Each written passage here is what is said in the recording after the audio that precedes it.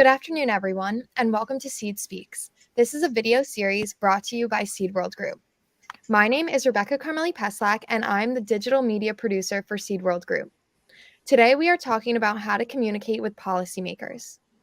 Communicating with policymakers can be a difficult and confusing process, and understanding the jobs they do and how they make their decisions can be hard to understand. What do policymakers consider when creating new or changing policies? Policymakers oversee change and making difficult decisions, but when contacting them, who should you reach out to and when?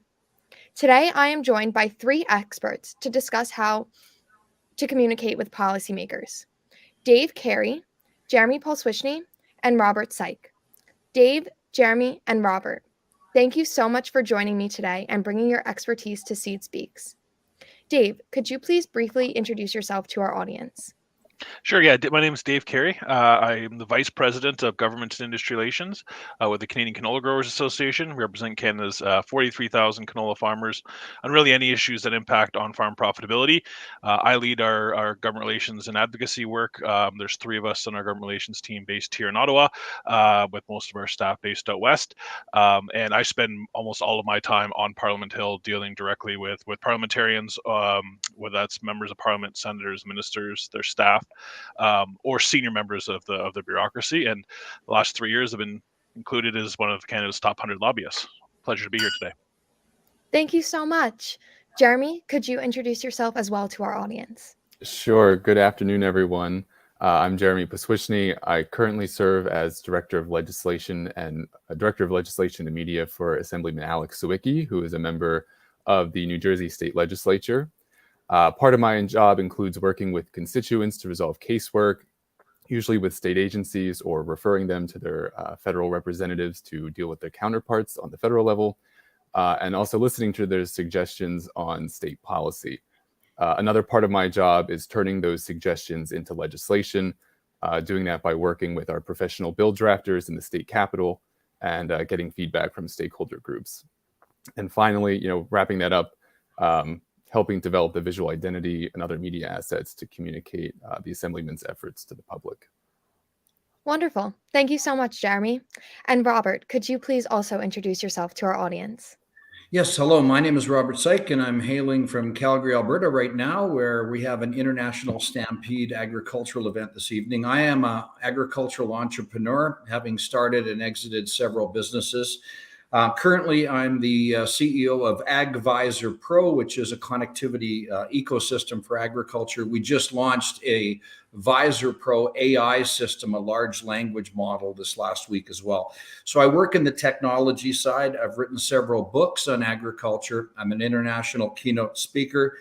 Even last week, I was speaking in Spain to a group of agribusinesses in Spain. I think most importantly right now is that I've been asked several times to serve as witness to the Federal Standing Policy Committee on Agriculture on a variety of topics, everything ranging from the Canadian Wheat Board to carbon credits and most recently nitrous oxide issues. So been around the industry a long time and certainly have been able to approach advice from an entrepreneurial, don't have a job to protect, don't have an institution to protect. So people tend to appreciate the candor I bring to conversation.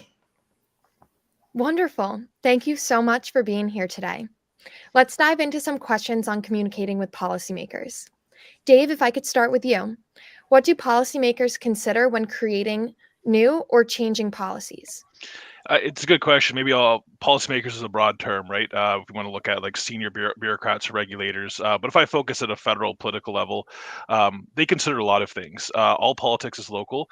So what are their views and the legislation or ideas are bringing forth? How will that be viewed by their constituents? Because they ultimately, they're the ones that send them to Ottawa, send them to Parliament Hill.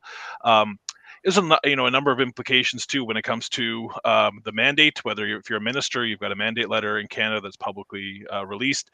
A lot of it also comes down to your particular party and what that party's mandate, what that party's platform is. And of course, when you get into politics, the center of the political apparatus has a lot of influence. So if you're the government of the day, the prime minister's office, if you're in opposition, the opposition leader's office. So a lot of competing priorities they have to bring forth, but it really depends on the policymaker in question. But politicians, when in doubt, will usually defer to what do their constituents think, because without those constituents, they won't get sent back to Ottawa next election. Definitely. Thank you for sharing your input on that. Jeremy, is there anything you'd like to add? Yeah, I think especially, I think Dave hit it on the, right on the head with basing it based on what constituents want, and especially when it comes to the political elected officials. Policymakers will also usually typically look at public facts, data, other information. They're going to base their conclusions on a rational basis that they can defend to their constituents and the policies that they support. I think when it comes to changing existing policies, there's an additional layer too. When it comes to legislation, especially hallmark legislation that's historic or took a lot of effort to get passed and signed into law, amending or supplementing that legislation or that law brings with it a fear of opening the proverbial Pandora's box. One example in New Jersey is the Farmland Preservation Program. It's been in existence for over 40 years, and it's been a very effective program to preserving our open space, our green space, productive farmland. Problem is the appraisal method for getting farmers into that program hasn't been very on par with market prices, and so constituents brought a concern to the assemblyman, and he introduced legislation to change it. We didn't know if legislation would go through because this was such a big program that you start tinkering with, you don't know what's going to happen. We've been very fortunate, though, that this is moving through the legislature. It's in the Senate now. So as long as there's enough support for something, as long as there is a reason to get legislation through that's going to affect people's lives, there's testimony to that. Change is long. It can be a long process, and it's hard, but it's not impossible.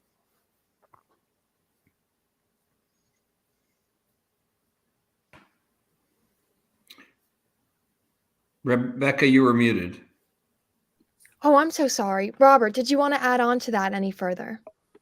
Well, from a standpoint, picking up what Jeremy said, there's, trying to amend legislation, but there's also the earlier stage, which I prefer to get involved in, which is before legislation is enshrined, to work on the drafting side. And a good example of that from a farming community standpoint is we all understand the pressure that politicians are under right now with respect to climate change and the mitigation of greenhouse gases. Well, in Canada, there's been an idea that farmers are somehow wasteful with their nitrogen dollars. And so the idea is that farmers are going to be asked to voluntarily reduce their nitrous oxide emissions, which is fine. Nobody can argue with that.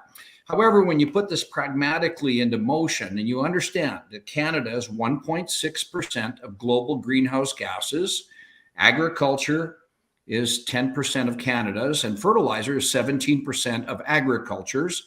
If you achieve the target 30% reduction in nitrous oxide emissions through an absolute reduction in fertilizer by 30%, you would make a difference to the world of 0.00028 of 1%.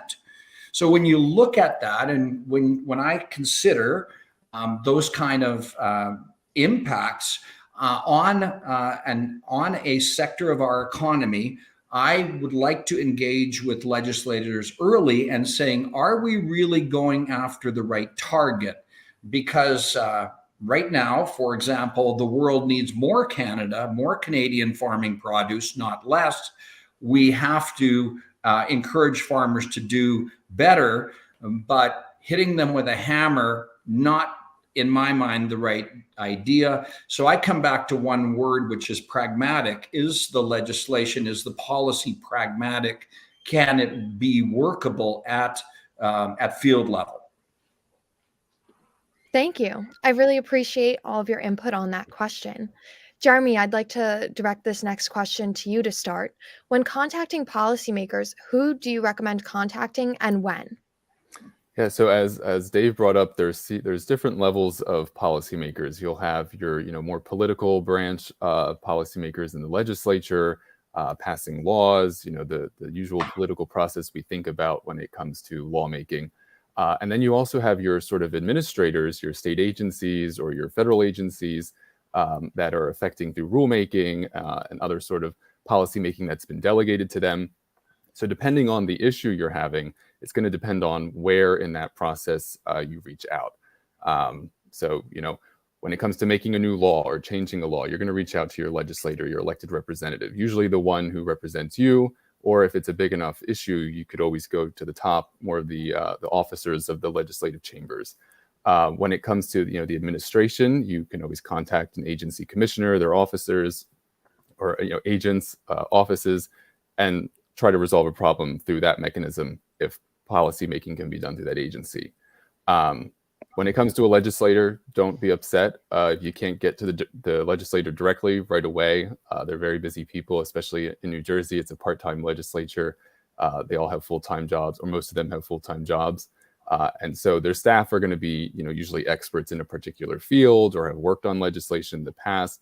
They're probably going to direct you to them first. And so you might sit down with a staff member, discuss your idea with them.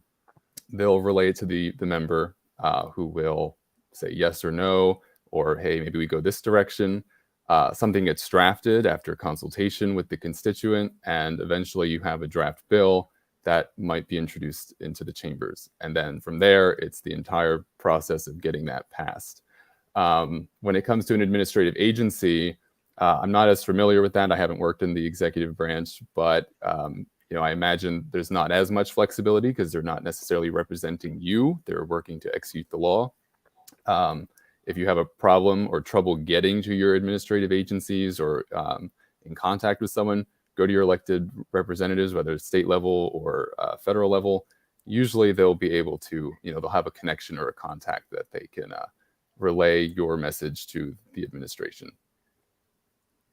Great. Thank you so much for sharing that information. Robert or Dave, did you have any input on the Canadian side of this, how to contact and who and when? Yeah, I'll chirp in a bit. So, COVID notwithstanding, which really created a divorce between the human contact, we had to rely a lot more on technology like we're using here today. But for the most part, life is a contact sport. You have to get out there and get sticky. So today I'm in Calgary, and this evening I'll be going to an international agricultural event that's hosted by the Calgary Stampede. There'll be 600 people there. And I think that, again, as an individual who's trying to provide expertise for policymakers, I think it's important they know who you are.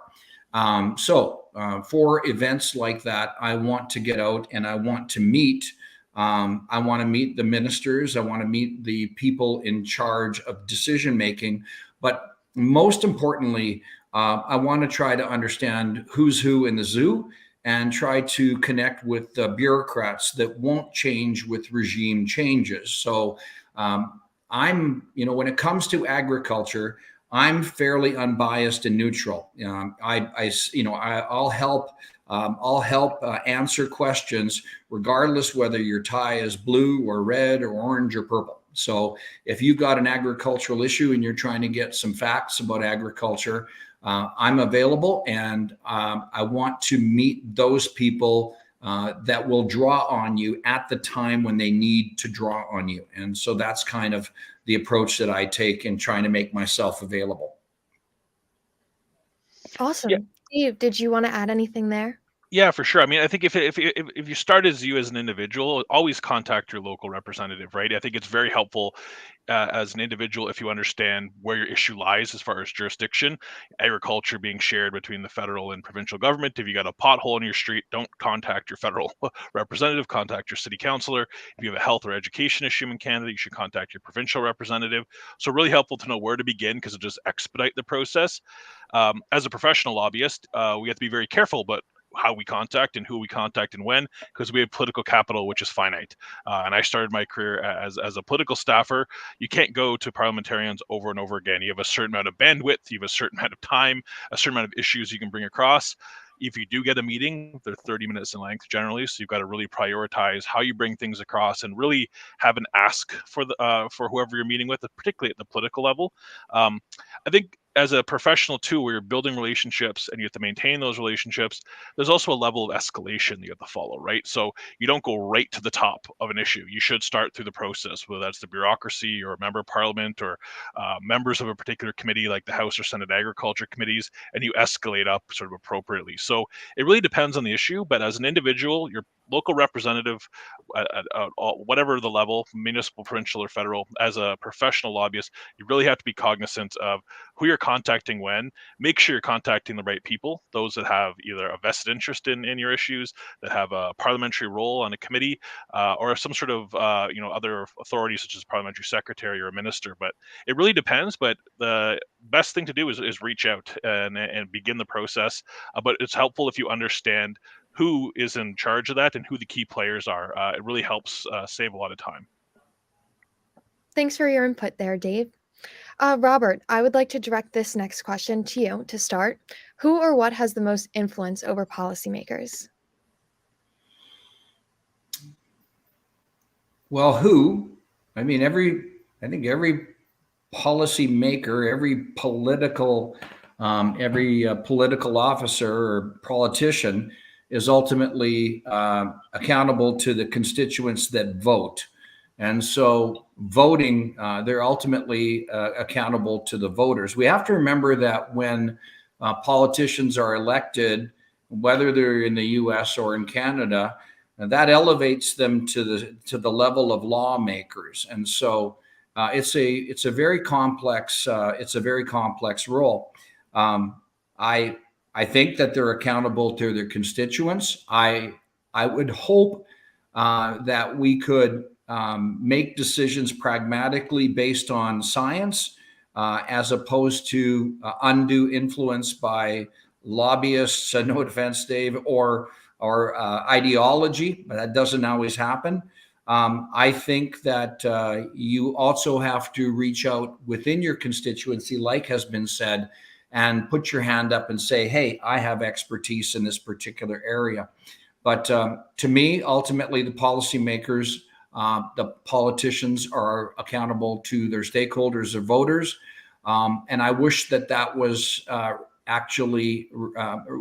reality more rather than the party line. So I think we still have a lot of room to make the system better. Thank you for that. Jeremy or Dave, did you want to expand on that at all? Yeah, I'm happy to. I mean, I think Robert's right. I think constituents should always be number one. In Canada, I would say that a very close second is the party for which you are a member of. There are not a lot of independents in Canada. For the most part, Canadians elect their federal members of parliament based on their party.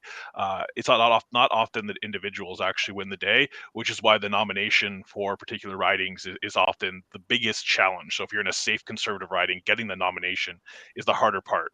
So the party for which you belong really sets the stage for, I think that's what the average Canadian who's not a political junkie understands. The conservative or liberal or NDP or Bloc have certain views, and do those views line up with my own?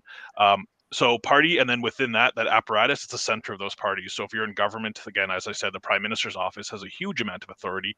In opposition, the opposition leader's office. But constituents are always first. But again, most Canadians vote based on parties, not individuals. There are exceptions, of course. So the party for which your member of parliament subscribes has a huge bearing on how they're going to vote for things, whether they're whip votes, all those sorts of things. But the party has a huge amount in Canadian politics, for sure. Thank you so much. Jeremy, did you want to add anything there? Just building off, I agree with both of Robert and Dave that constituents are the number one concern, especially when it comes to elected policymakers, are the ones who send the policymaker to their position. So they're going to want to listen. Their mandate is to fix problems that are occurring with constituents. And I think most of them are really proud when they can hold up something, a piece of legislation and say, look what I did for the people. This is now introduced and we're going to try to pass it. With that said, policymakers, especially legislators, they come from districts, they have their constituencies. And so if you're someone who's going for a broad topic, you're not just focusing on your local legislator, you might run into people who don't necessarily share your values or share the principles or the ideas of legislation that you're presenting to them. And it might seem difficult, but there's usually many members in a legislature. In New Jersey, we have 120. So you're bound to get someone who's going to agree with you. And then it's just finding the others who also agree with you. So don't give up. Don't be discouraged just because one member says, hey, my constituents don't like that, and neither do I. I'm not going to support that idea. There's plenty of others who might say, yeah, you know what? I agree with you. Let's get that bill in. So, Rebecca? Yes. Can I add something here? Please. When you're a local politician and you have you're trying to influence a decision, you have to consider where the influence is coming from. And one of the things that I've found to be quite effective is the Chamber of Commerce. And I know they exist in Canada, the United States. So in Red Deer, Alberta, we had an agriculture policy committee at the Chamber of Commerce. And we drafted several policies around the wheat board, around carbon credits in agriculture, and around country of origin labeling. So this was a local group at a local chamber. We would put the resolutions forward that would be passed at the provincial level.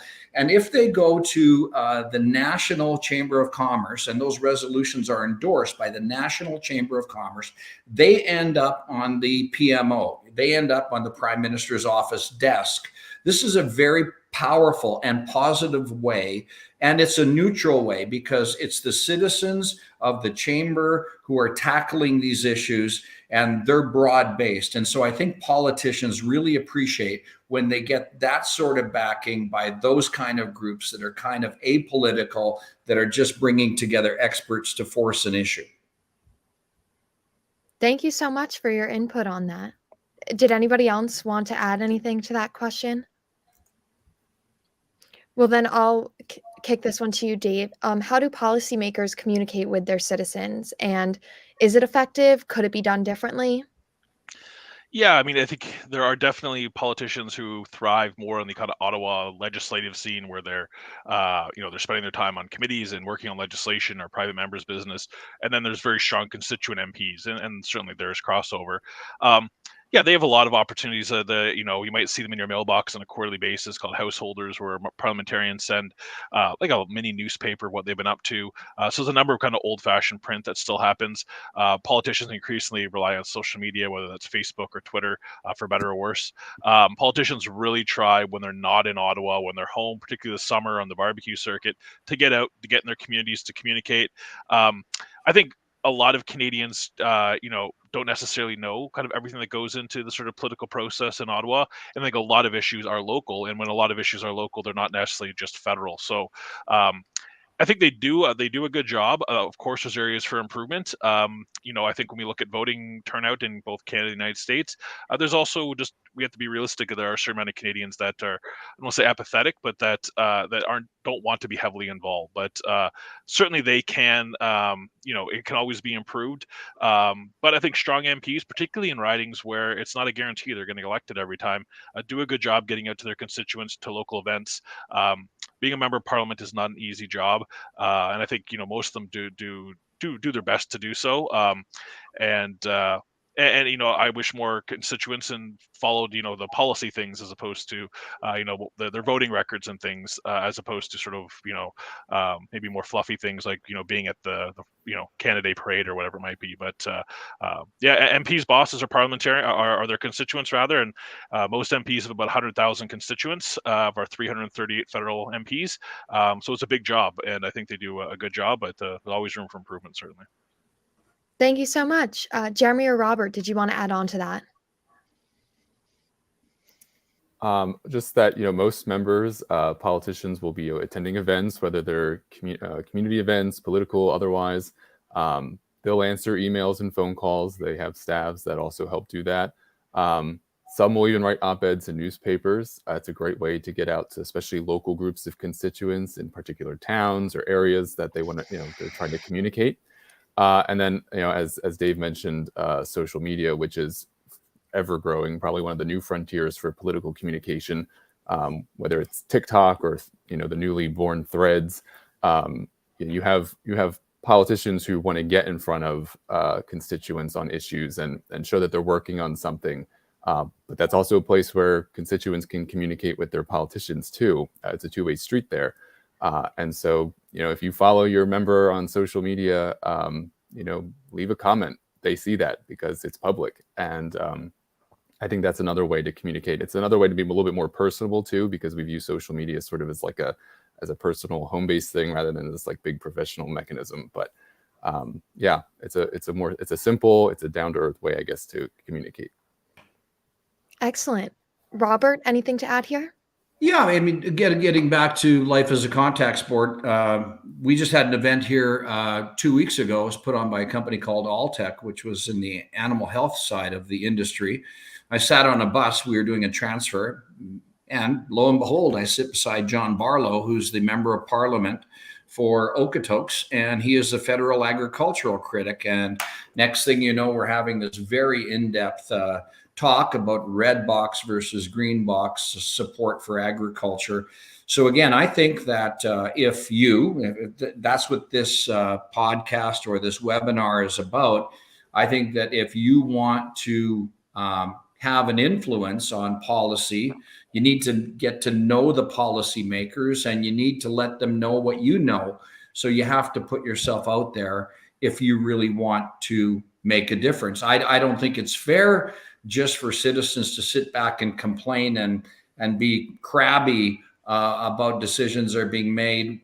What did you do about it? Well, I did nothing. I'm just upset. Well, maybe you should get off your hands. That's what I'm saying. Thanks so much for your input on that. Jeremy, I'll direct this next one to you to start. How do you recommend is the best way to stay up to date and educated about new policies or policy changes? So I think one way to stay up to date, follow your member on social media if they have it. If not, usually legislatures or executive branch agencies will have websites. Take a look at the news that's coming out of them. Most of them will post press releases because they're either proud or they want to let people know about what they're doing. Stay informed, read the newspaper, have it with your morning coffee, do it with your morning coffee.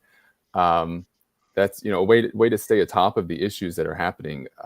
Be proactive with not just the bills that are going through a legislature, but the issues that are affecting your constituency, your industry, your community. Because usually when an issue strikes is when paper will be pushed and legislation will be introduced.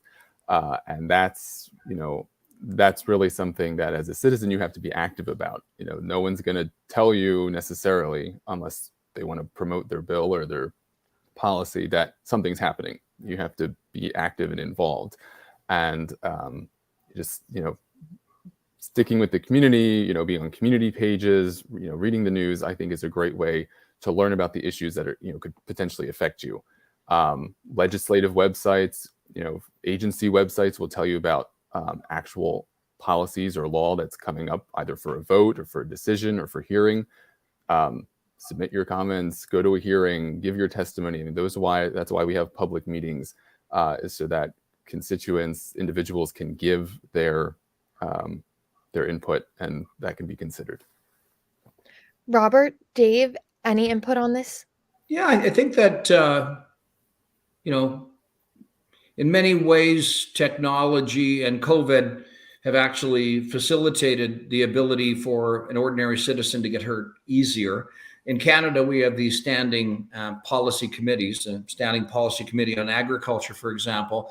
And at one time, it was pretty much standard fare where you would have to fly to Ottawa and have your 5 minutes or 6 minutes in front of the group. Today, you can share your ideas using technology. And so you bring together, I think, a wider range of expertise faster, and you don't inconvenience everybody so much. And so I think that the legislators can get a broader range of expertise from a broader constituency faster. And I think that works in their favor. Ashley asked, how as a regular person do I get legislators to listen to me? Do they actually read letters?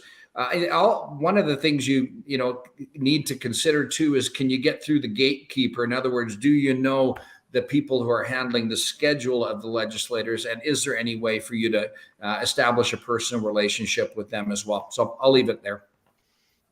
Yeah, I guess without sorry, being go ahead. No, honestly, without being repetitive, I think if you have a vested interest in a particular space, so if you are a farmer or you're in the seed business or you're whatever business you're in, there's associations like mine and others that you can certainly follow because they're working day in and day out in that space.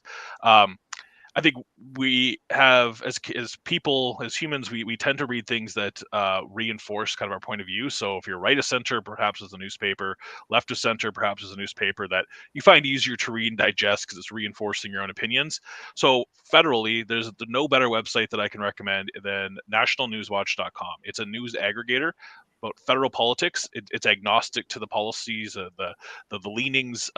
It just aggregates anything that's not behind a firewall, and whatever's trending, whatever Canadians are clicking on the most is what kind of gets the most prominence on the website. So it's a great way of following along what's happening with federal politics, where you'll get a smattering of news sources and articles from a wide range of outlets with different kind of biases or political leanings. So you can really kind of curate your own. I think it's very easy to get trapped into just following people who you agree with, and I don't think that's a good way of kind of advancing your knowledge or understanding the subject. Twitter being kind of bad for that. If you don't like what you're seeing on Twitter, you're kind of curating your own misery there. But National News Watch and other news aggregator websites are very good, and also there's websites where you can go to find out how your parliamentarian's been voting. So if you've got an issue of importance to you, and you can go to some websites and just find openparliament.ca and find out, did my member of parliament vote for or against this particular issue? But we're very easy to stay in our, read things that only reinforce our beliefs. And so getting outside of that, I think, is always helpful. I do want to add, I didn't see Ashley's comment, and Robert brought that up. At least in the office I work in, we read every email that comes in. We get a lot of emails in our system, and every letter we get, we open. Emails I think are the best because it keeps a record in the office. If you have constituent tracking software, it's a great way to just put it in like a task and follow up, or be able to forward it to a responsible agency if you're working with an executive agency on an issue. If you do like to speak to someone, person to person on the phone, or in a meeting, always follow up with an email. I think that's a great way to reinforce what you've talked about, and it gives something tangential, or tangible that the member or the staff members can take and work with after the meeting. So. Yeah, maybe just Ashley's point is request a meeting as a constituent. To understand the business cycle, right? And it's different for Jeremy, whose boss is part-time and has other things. But members of Parliament are home typically 1 week out of every month when the House of Commons is sitting, and they meet with constituents, whether they're EI, employment insurance issues, casework, whatever it might be. I always tell, if you're a business owner, you should be meeting with your representatives on an annual basis. So as Robert has said numerous times, it's so much easier.